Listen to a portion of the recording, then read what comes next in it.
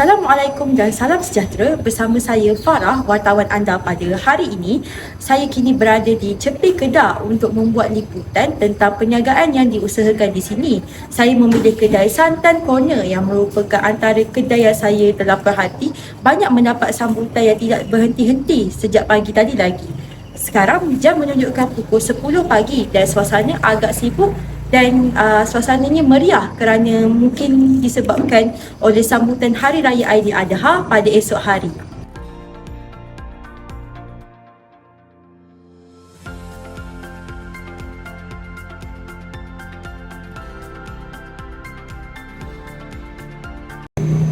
Baiklah, kembali semula bersama wartawan Farah. Terima kasih Encik kerana sudi meluangkan masa pada hari ini. Pertama sekali, boleh Encik perkenalkan diri? Saya Encik Muhammad Tahir bin Ismail, seorang pesara polis. Saya mula berniaga di sini pada tahun 2019 selepas saya bersara pada 2018. Apakah produk yang paling mendapat sambutan pelanggan pada pendapat Encik kita ini?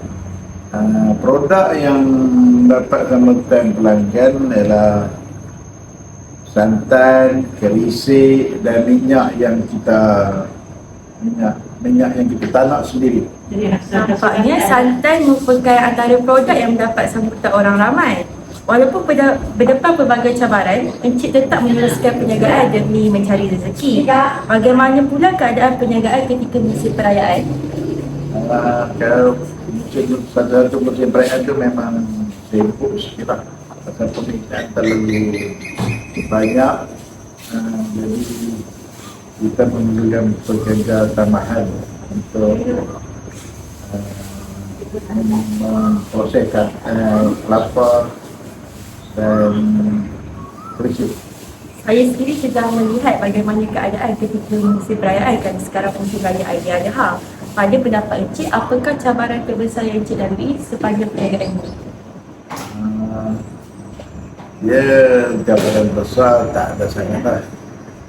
Cuma kalau kita beli kelapa itu dalam kualiti yang banyak, ya risiko dia kelapa cepat buruk.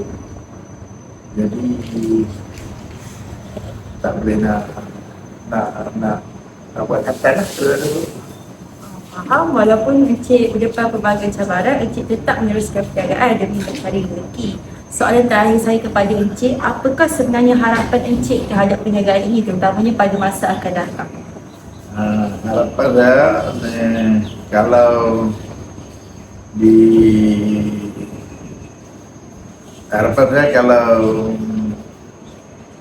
panjang umur saya akan meneruskan perniagaan santan yang basic ni, dan apabila saya tak ada, saya harap anak-anak akan meneruskan perniagaan ini.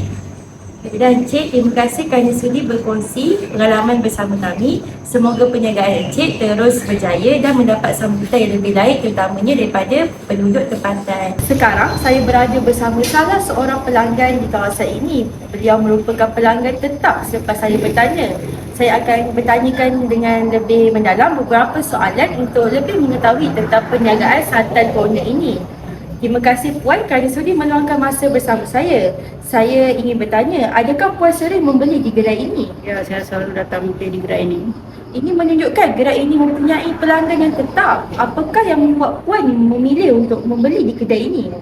Saya selalu datang beli santan ke sini sebab di kedai sini dekat dengan pasar untuk membeli ikan dan sayur-sayuran. Nampaknya kualiti produk dan kawasan strategik merupakan punca orang membeli juga. Bagaimana pula pendapat Puan tentang harga yang ditawarkan di kedai ini? Harga yang ditawarkan berpatutan jika dibandingkan setengah-setengah kedai yang lain. Rata-rata pelanggan yang saya sudah bertanya berpendapat bahawa harga yang ditawarkan sangat berpatutan. Pada pendapat Puan pula, bagaimana kualiti santan yang dijual di sini? Kualiti santan di sini amat baiklah dengan kepekatan dia tu. Akhir sekali, adakah Puan akan mencadangkan kedai ini kepada orang luar ataupun orang tempatan? Saya mencadangkan kedai santan ni kepada orang tempatan lah. Baiklah, terima kasih Fuad atas kerjasama dan pandangan yang diberikan. Sama-sama.